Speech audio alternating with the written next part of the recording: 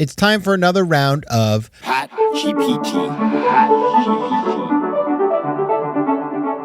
PatGPT is brought to you by FOMO Sapiens, the podcast for entrepreneurial thinkers. It's the show where I, Patrick J. McGinnis, share some of my own entrepreneurial thinking in the form of inspiration, practical ideas, and knowledge that you can use at work and in your daily life. And our topic today is how to use creativity to make any pitch better. Now, as you know, theme for the season of PatGPT is the power of creativity. And I was thinking about, last week we talked about how to pitch, raise seed capital.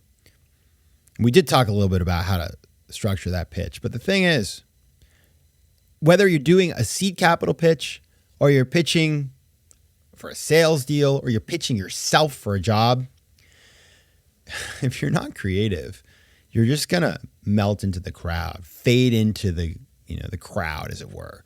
And what I have noticed in this world of low attention span is it really takes something special to stick out. Not a lot of effort. I mean, you don't have to juggle at the pitch unless you're pitching a juggling business. But you do want to stand out from the crowd. And it is so tempting to not do that just because we're all lazy. But a small effort can really lead to a high return on investment of time, energy, creativity, and all that sort of stuff. So that's what I want to talk about today is how can we creatively make any pitch, and that's anytime you're trying to get somebody on board with your ideas, how do we make it better? I got 5 things for you. All right, number 1, start with a hook. So right from the get-go, how can you do something memorable that captures people's attention? There's a couple of ideas, things that I've done in the past.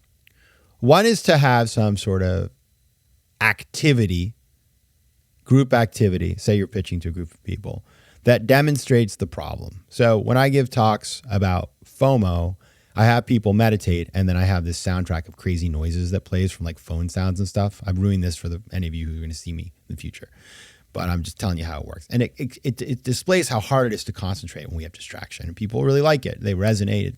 There's some showmanship to it, but it's just a little activity that's kind of fun, disarming, gets people relaxed, and shows the value proposition of what the talk is going to be about.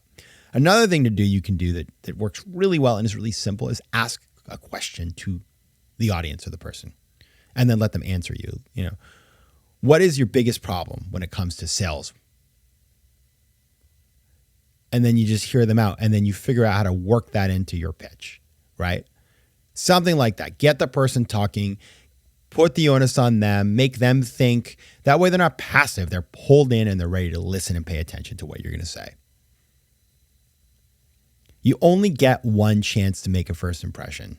So you want to get people to notice right away, intellectually, emotionally, right from the start.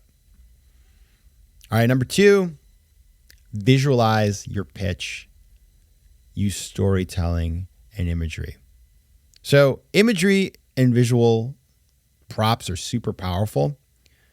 Whether it's in person or digitally, how can you use imagery, metaphors, even video clips to help people picture what you are selling to them? And that means if you're going to use a presentation, make it beautiful. And with Canva around these days, you have no excuse for an ugly presentation. I mean, it's incredible what one can do on Canva. Making a short video can be really interesting. Even it doesn't have to be fancy. You can make it on an iPhone, for goodness sake. You oftentimes see startups have short videos that say what they do. And some of those are amazing. Some are lousy because the storytelling isn't good and it doesn't really say what the company does. But the good ones are, you're like, whoa. It's kind of like a great political ad. You see some political ads, it's just noise. Others are really, really compelling. So you want to find ways to convey these things because, obviously, as we talked about in our conversation last week about raising money for a seed, yeah, facts and numbers are indispensable, but getting people to pay attention, that's the most important because you can put all the facts and numbers in the world, but if people are checked out, they will not remember them. So imagery, video, sound, stuff like that gets people focused in this age of distraction. All right, I got 3 more for you after the break. We'll be right back. FOMO. FOMO. All right, FOMO Sapiens. How to be creative in your pitches to succeed, sell, get hired, get funding, whatever. Very important topic. And we're on to number 3. Be unconventional. Break the mold.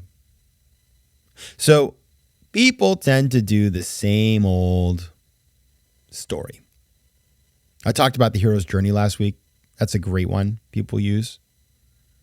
If you don't know the hero's journey, it's like every TED Talk is hero's journey. And that's totally fine.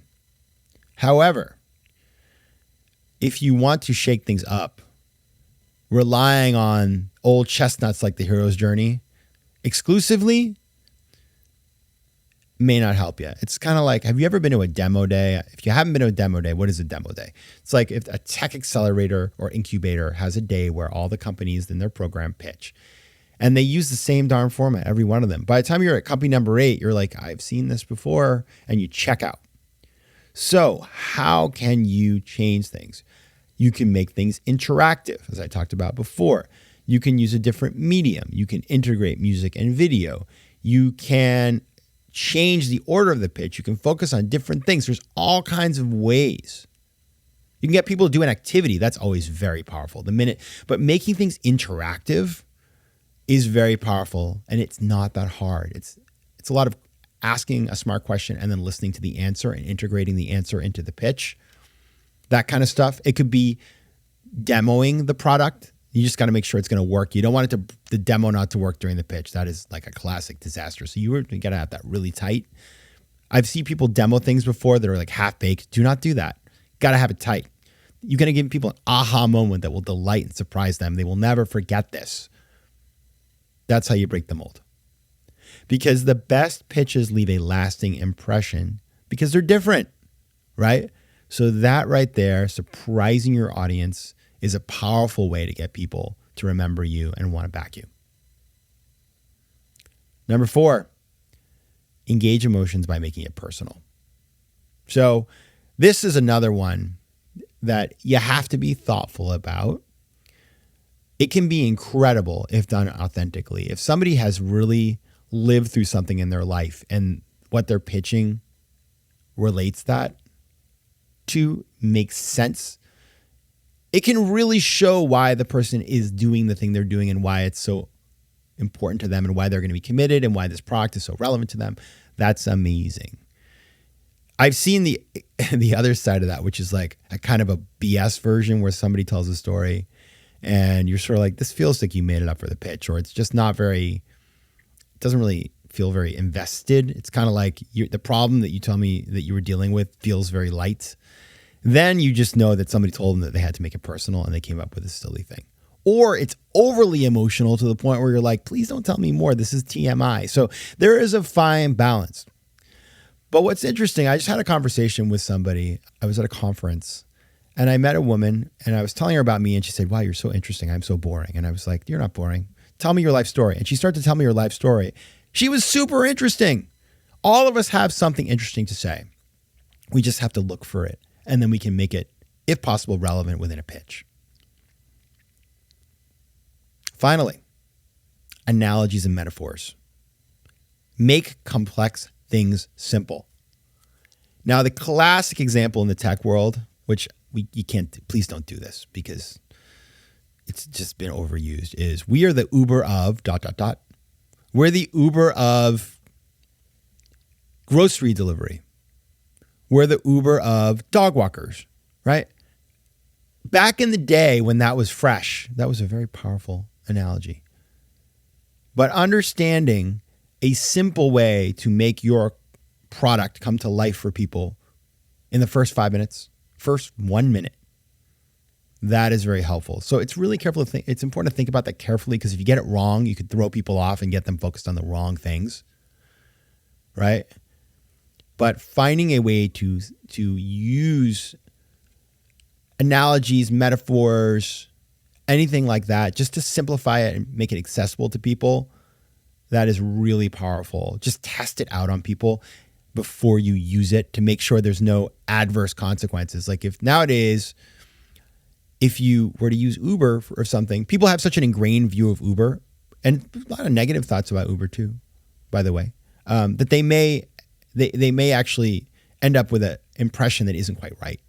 So you want to test it out with a bunch of people and say, how does this read to you? Does it feel right to you? Does it give you a positive feeling? Does it feel clear? That's what you want to do. Because some of the best pitches out there use these very simple mechanisms just to make things pop early on so that people, you don't need 10 minutes to explain what you're doing, right? People instantly understand it, feels familiar, and they can wrap their head around it. All right, everybody. Those are my 5 ways to use creativity to pitch.